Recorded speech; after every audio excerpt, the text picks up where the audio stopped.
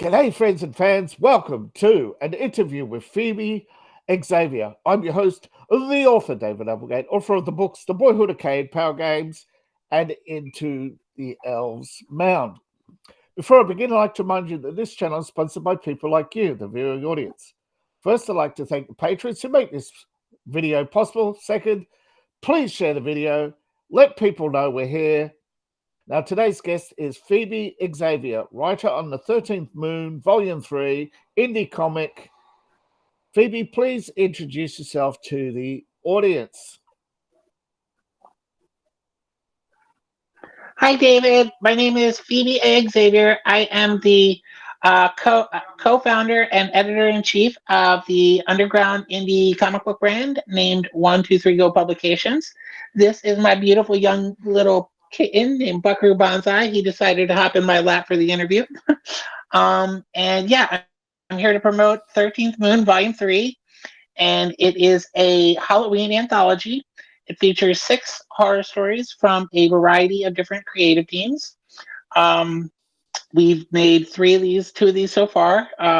Successfully kickstarted the first one and got the second one out from a horror writing grant. Here's a issue number 2, copy of that to show you guys. Buckaroo ran away to do some other stuff. No worries. But yeah, thanks for having me on, and happy to be here to talk comic books. Great. I'm just sharing up the video in the background. So, yeah, when did you realize you wanted to be a comic book writer?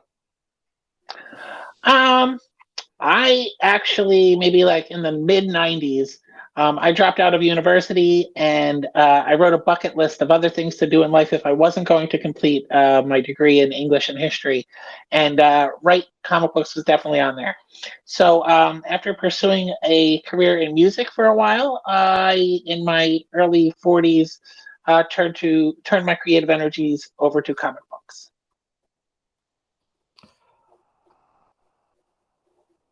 All right. So tell us about your books. Tell us a little bit more about the story behind 13th Moon. Sure. I was producing a couple of anthology books, including this one, Gunmetal Black Ops, is our espionage book. I also have a cyberpunk book called Sidereal Apogee that is an anthology book. And we've been doing those 2 for a couple years. And in 2020, we were kind of sequestered with COVID. And I solicited people who had complete horror stories and a full art team. For Volume 2, I actually put some art teams to match some artists with some writers. But initially, since I was on a tight time budget, I was seeking only stories that were already done. So we got a couple of really good stories in Volume 1. And after that kickstarted successfully, I said, let's keep going.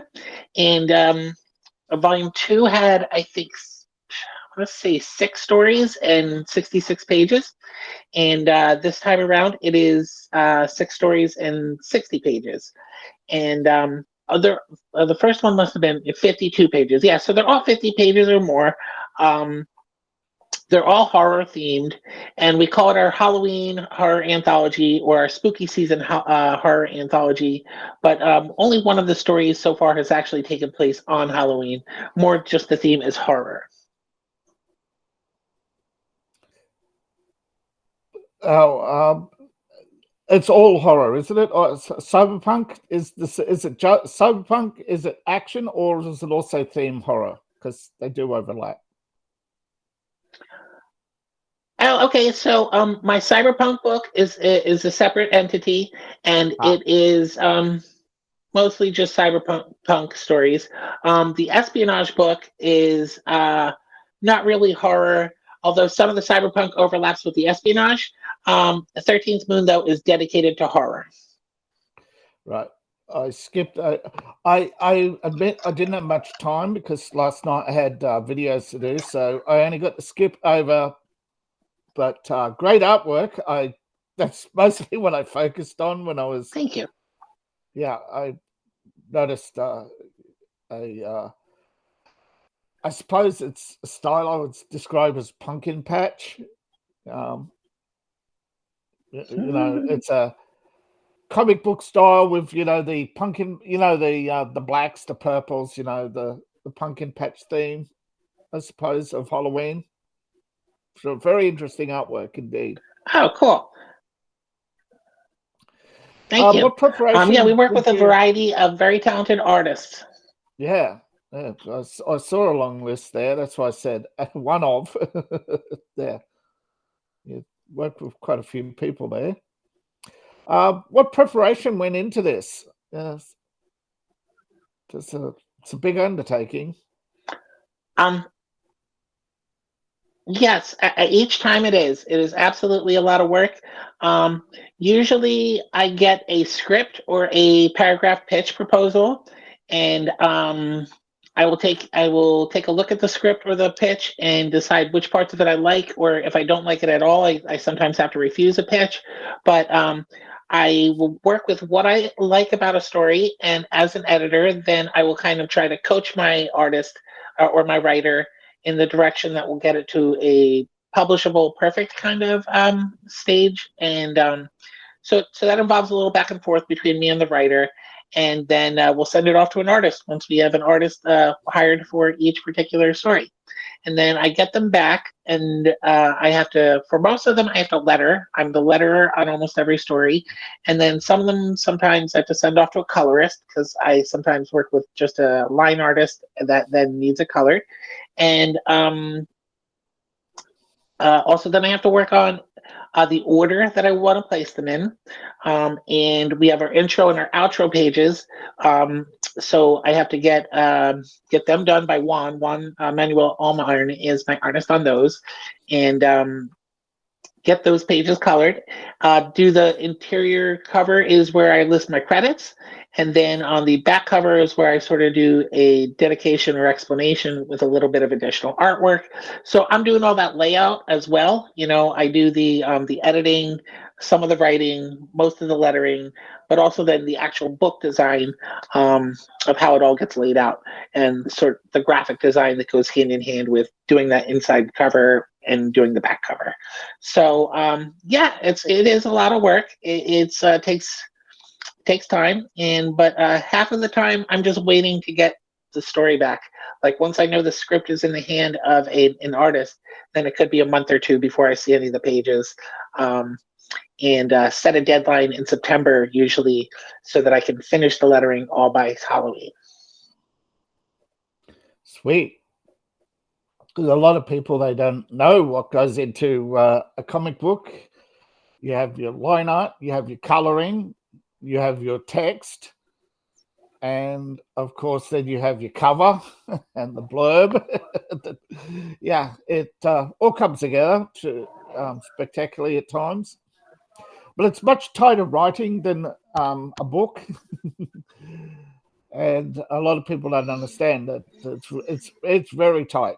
You're working often with single line dialogue and a lot of description. Yeah. Another thing. Go ahead. Well, another thing that I face as a letterer sometimes is that by the time I get the artwork back, that the words that I've been given in the script don't always fit in each panel. So some of the editing is last minute, where I'll go back to the writer and be like, okay, I can't fit all this on this panel. Do you want me to rework it, or do you have any ideas on how we should rework this? But yeah, so that's another stage of the editing that goes hand in hand with the lettering. Yeah, a lot of time. Yeah, a lot of time you have the text bubble. Yeah, I understand. Like, where do I put the text bubble on this? I see it in a lot of comic books where they have the creative approach, where they have I got a lot of text, so I'll do a full page and I'll start here and I'll circle around the text. All right. Manga, you get the right to left, yeah. And manga, you get the right to left, where they have the bubble, and it goes up, down, like a zigzag. Yeah, there's a few ways of doing it. I've seen over the years. So that's a lot of preparation work. But of course, behind it, there's inspiration. What inspired you? Well, I'm wearing my Cthulhu shirt today. My story this year was Trouble versus Cthulhu. Um, and that had actually been a pitch that I wrote for another big Kickstarter. If you've ever seen the Kickstarter, Cthulhu is Hard to Spell. I think that they made a couple volumes of that, and I pitched my story to that. I didn't make into the book, but I really liked the story still. So when it came to do volume 3, I was like, all right, well, I'm going to do Trouble versus Cthulhu. I have the script already done. The artist for Trouble is Schwenchen Bunag. He's been working with me on that character for several years, so I already knew who was going to draw it. Francine is a colorist from the start on that one, so I made sure they were both available to work on that. And yeah, that was a really fun story for me to do. The first 2 stories in 13th Moon are horror comedies. Lucy and the Doombringers is the first story, and that's a horror comedy, and Trouble versus Cthulhu is a horror comedy as well. My inspiration for her is actually kind of, well, she's kind of cyberpunk. She spun off of some of my cyberpunk stories, but she's also a superhero. And my inspiration for her is Spider-Man, actually. The Spider-Man back in the day that I used to read in the 80s and 90s was kind of this reluctant hero. He was always trying to either go to school or hang out with Mary Jane or just help his Aunt May or whatever. And then some guy dressed up like a rhinoceros or dressed up like a hawk or a vulture would attack the city, and he'd have to go take care of that when he also had homework to get done. So that's the kind of superhero she is. But she's just kind of trying to get a tan on the beach, sip some mojitos with her friends, and then some sort of crime wave breaks out and she has to go take care of it.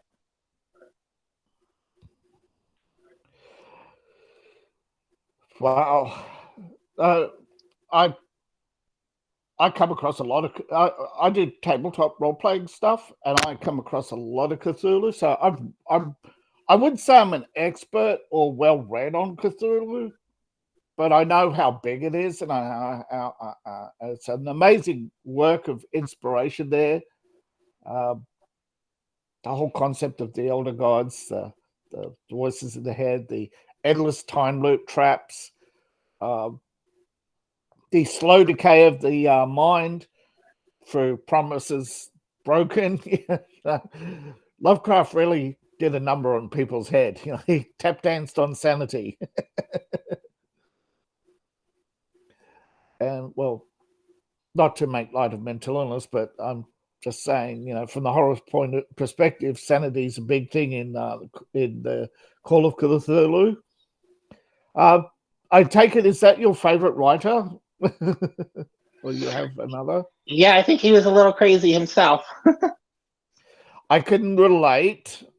No judgment. No. It's actually a sign of genius, unfortunately. That it's not. I'm not saying crazy is. I'm saying that that little bit. Oh no, not really. Like creative. No, I mean, yeah, I like him definitely. He's definitely an interesting writer. I've read some of his work. Yeah, that's what I said. He's creative. Yeah, no. My favorite writer. Yeah. Yes, the two.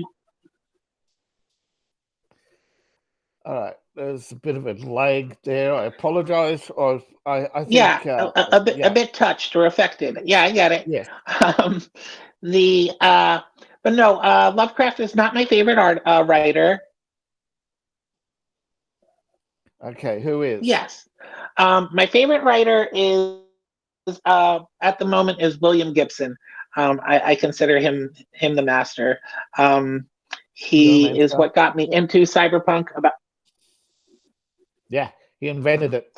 I remember Neuromancer. We have some rain going on here that might actually be messing with my signal. Yes, you are slowing down, but still with me. Yeah, are you hearing me? I've read Gibson, okay, but only Neuromancer.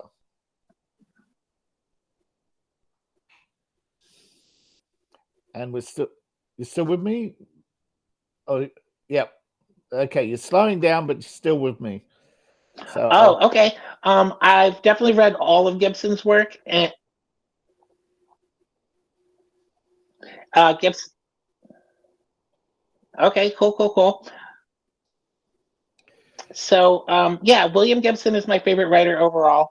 The other person, oh, I thought I had a copy to show you.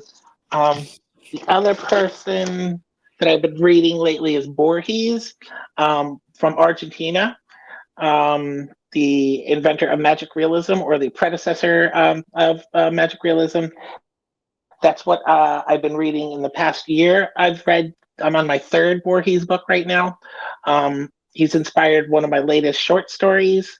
Um, but yeah, as a kid, Asimov was my favorite writer. And then for comic books, it was Chris Claremont and John Byrne.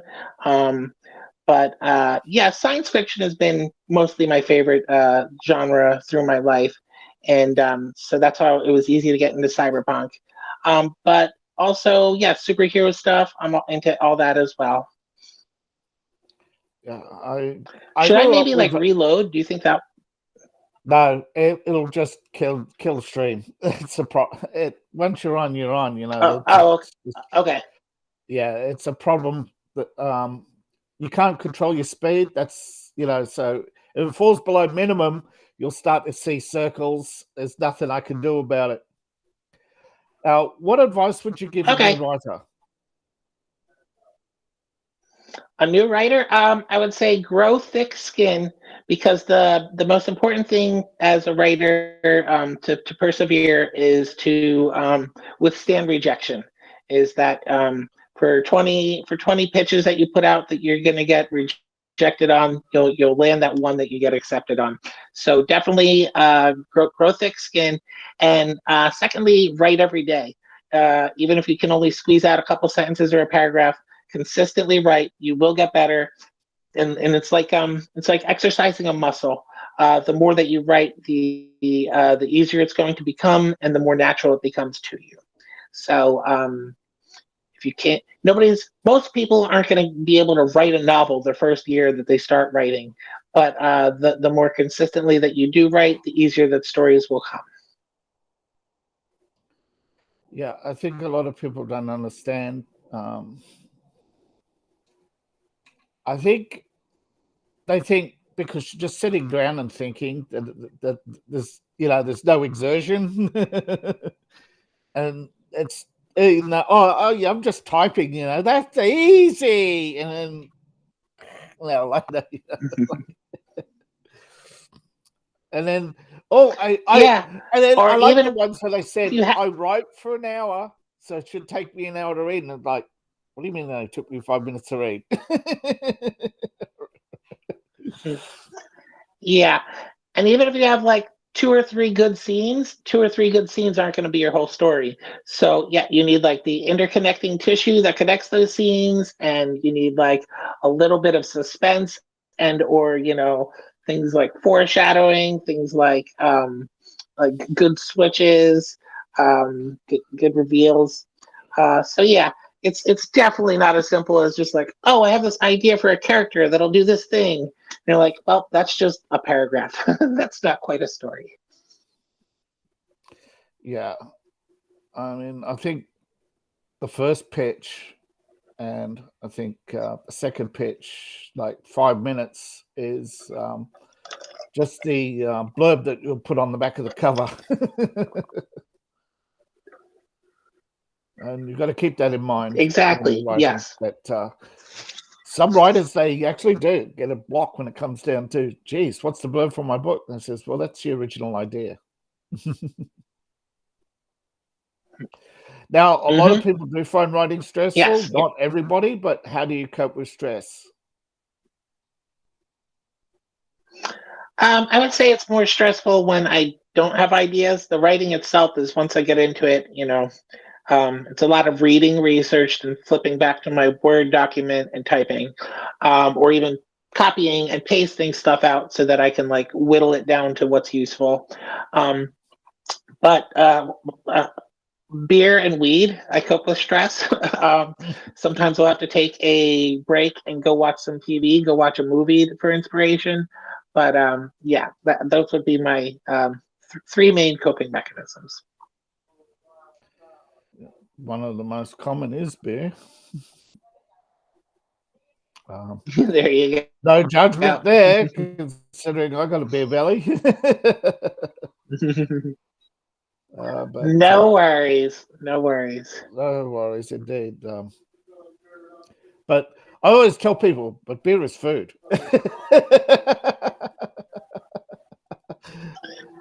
Yeah, it's liquid bread.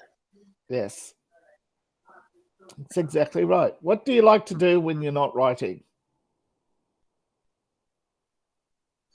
Like I said, I do a lot of media absorption, movies and TV, but reading, definitely reading. Play with my cat, make sure he's okay. I like to cook. We made ribs today. I made pancakes for breakfast. Surfing the internet, social media, different things like that. Yeah.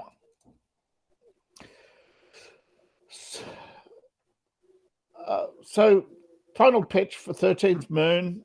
And also, if people are new to this, where can they get volumes 1 and 2?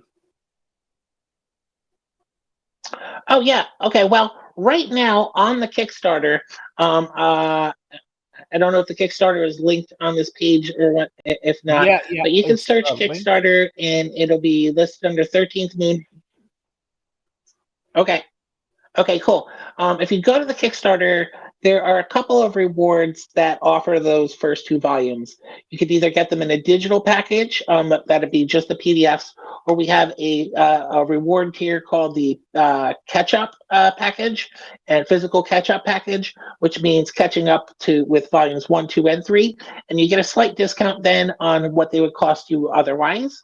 Otherwise, they are available on indieplanet.com/123go. That's where all my comic books are, and that's also where my short story collection is available. So indieplanet.com/123go is the place you would usually get them. But this month, while the Kickstarter is active, you can go and get them on the Kickstarter. Right. Thank you for coming. I appreciate it. And thank you, David. It's been really great talking to you. Any last words, final thoughts? All right. Thank you all for watching. Please like, share, and subscribe. Thank you for having me. Hi, everybody in Australia. Hi, everybody worldwide. And yeah, please at least go check out the Kickstarter. Maybe share it on a page if you don't have a dollar or two to kick in. Thanks so much. Everybody have a great night or a great day, depending on which side of the planet you're on. Yep. And thank you all for watching. Please like, share, and subscribe. Check out the links in the description below. Phoebe's links are in the description below.